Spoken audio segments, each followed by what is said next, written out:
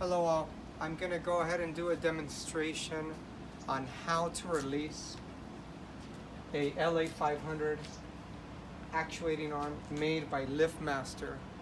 And this is just in case there is a power outage longer than a few days where the battery backup system drains all out. I will go ahead and show you now.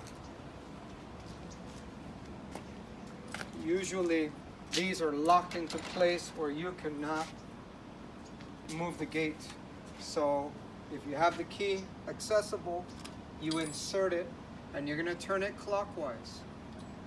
Then this release hub, you will turn it 180 degrees. Then you can open the gate manually and exit the premises. Once electricity comes back on, you can close the gate, leave it in the same position that it was in, lock it back up, turn the key counterclockwise, check that it's engaged there and here, and you're ready to go.